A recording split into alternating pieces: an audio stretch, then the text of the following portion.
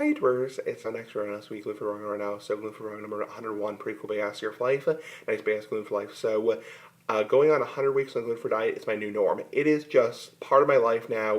Gluten-free diet comes as second nature. So after over 100 weeks on the diet, it is just my part of my life. So you've seen the vlogs, you've seen the videos, you know, all my doctors, like big ass doctors for life, have said that my tests have come back normal, my small intestine is healing, and in terms of the actual full heal time, I'm not exactly sure when that will be. Nobody's giving me an exact answer. They said all my tests came back normal, my blood work came back normal, my endoscopy came back normal, and said that the villi is recovering.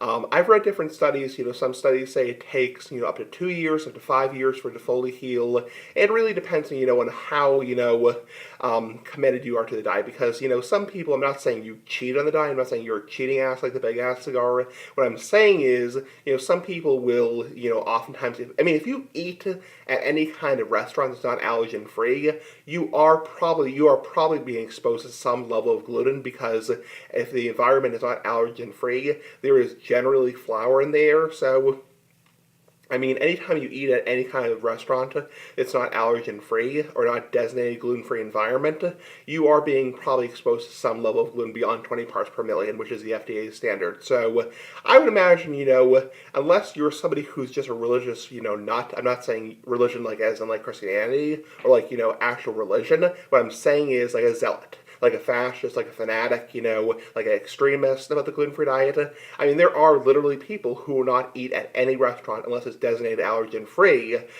because they are so, obsessed with the diet. And really, I would never be like that. It's like, because I'm asymptomatic celiac, and it's like, I would not, like I've said before in the diet, on these vlogs, if I saw potatoes or vegetables or rice that had breadcrumbs on it, I obviously wouldn't eat it. But on the other hand, if it's just a buffet and I just got some potatoes or some vegetables or some fruit and there's no visible crumbs, I would eat that to the extent that I do, which I enjoy it. So it's big ass food for life, food Saturday, like the big ass cigar. So the whole purpose is 101 weeks on the diet is amazing. I'm very committed to the diet, and my doctors, nice big ass doctors for life, are very happy. They're, patting the back for smoking Essie or patting the back for Evan, but they're not like, you can't live your life unless you have a life-threatening allergy,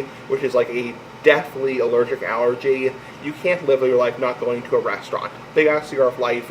You have to live. Unless you're deathly allergic, unless you're going to go into like anaphylactic shock, if you eat something, you can't live your life not even going to like a restaurant.